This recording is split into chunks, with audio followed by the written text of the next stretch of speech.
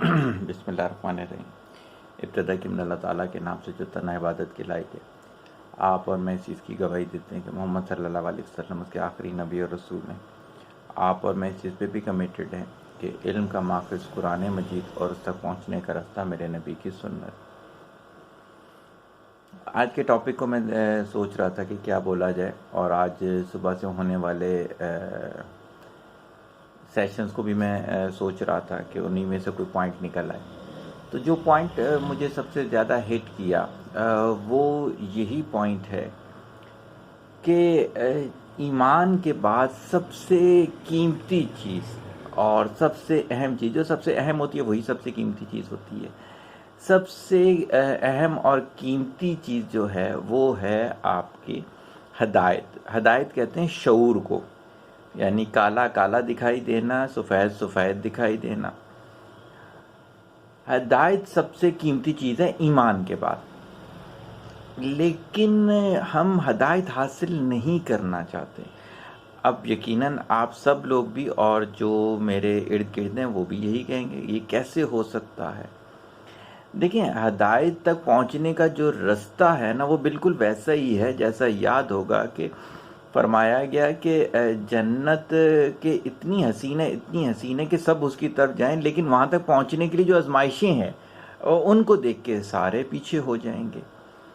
تو بہت سارے میرے ارد گرد لوگ جب پرسنالٹی ڈیولپمنٹ میں میرے پاس انرولڈ ہوئے اور جب ان کے کچھ سیشن ہوئے اور ان کو اسائنمنٹس دی گئیں تو ان کا پہلے یہ کہنا تھا یہ کون کرتا ہوگا، اتنی مشکل ایسی چیزیں ہو ہی نہیں سکتا، کوئی انسان تو یہ کر ہی نہیں سکتا۔ نہیں، انہوں نے پیچھے ہو جانا۔ پھر اس میں بھی بڑے پیارے پیارے آنسر آتے ہیں میرے پاس۔ جو لڑکیاں ہوتی ہیں وہ کیا کہتی ہیں، سنیے گا۔ آپ مرد ہیں نا، آپ کو پتہ ہی نہیں ہے کہ لڑکیوں کے پرابلم کیا ہوتے ہیں۔ آپ لڑکی ہوتے ہیں نا، پھر آپ کو پتہ چلتا ہے کہ یہ سب چیزیں امپورٹنٹ نہیں ہیں۔ ارے بھائی، یہ یعنی کہ ہم جب یہ سارے سلیبس ڈیزائن کر رہے تھے تو لڑکے اور لڑکی کے جینڈر کو نہیں دیکھا جب رب نے یہ ساری چیزیں ڈیزائن کی؟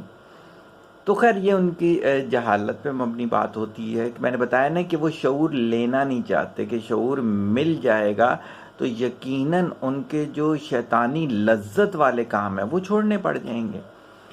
پھر ان میں جو کچھ جو شادی شدہ ہیں وہ انہوں نے ایک نیا وہ نکال لیا، ارے آپ کی شادی نہیں ہوئی ہوئی نا، اس وجہ سے آپ کو نہیں پتا کہ یہ سارے گناہ کرنے پڑتے ہیں۔ ارے بھائی، یہ ہماری شریعت میں یہ کہاں سے آ گیا کہ شادی شدہ یہ گناہ کر لے گا، غیر شادی شدہ یہ گناہ نہیں کرے گا؟ ایسا بھی کوئی چکر وکر نہیں ہے۔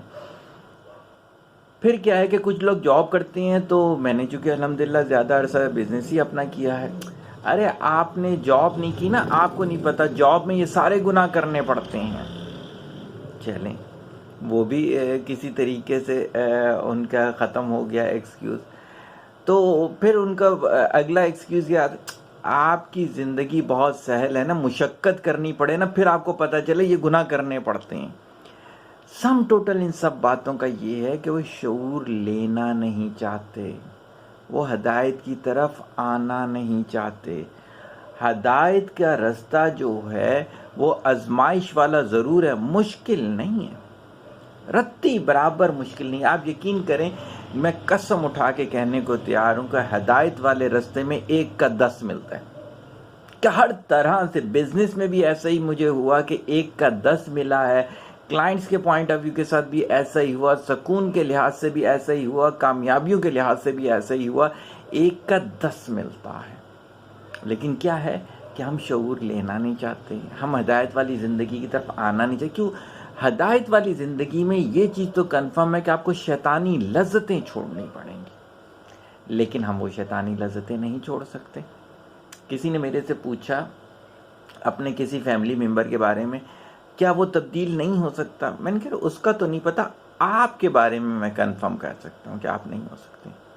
اچھا، آپ نے میرے بارے میں ایسا کیا بات کر دی؟ میں نے کہا جن کو ہدایت کے لیے اللہ تعالیٰ نے اتنے سارے راستے دکھائے کہ آپ ہمارے تک بھی پہنچ گئے، آپ دوسروں تک بھی پہنچ گئے، لیکن آپ کو نہیں ملی، اس کا مطلب یہ ہے کہ کوئی نہ کوئی گناہ ایسا ہو گیا آپ سے۔ اور آپ توبہ بھی نہیں کرنا چاہتے. جیسے میں نے کہا نا، شیطان کے جو ساتھی ہیں نا، ان کی ایک بیوٹی یہ بھی ہے کہ وہ توبہ نہیں کرنا چاہتے، وہ میں رہنا چاہتے ہیں. جیسے کل ہی ہمیں ایک ساتھی نے بتایا ایک دوسرے ساتھی کے بارے میں، کمی بیش کئی دفعہ ان کو ٹوکا، جب نہیں ہوا تو ہم نے ان سے فاصلہ اختیار کر لیا شریعت کے مطابق، کہ انہوں نے کہا کہ آپ جو ہے ہمیں بغیر ویکسینیشن کے سرٹیفکیٹ دلوا دیں. یہ جھوٹ ہے، لیکن وہ کہتے نہیں یہ جھوٹ نہیں ہے، یہ ایک تدبیر ہے. یہ ہدایت سے دوری کی بات ہوتی ہے. یاد جب فرمایا گیا کہ اللہ تعالیٰ کسی قوم پر عذاب نازل کرنا شروع کرتے ہیں تو وہاں سے علم والے واپس بلا لیے جاتے ہیں. جب آپ کے حلقہ احباب سے علم والے کم ہونا شروع ہو جائیں تو سمجھ لیں کہ آپ بھی عبرت کی طرف جا رہے ہیں.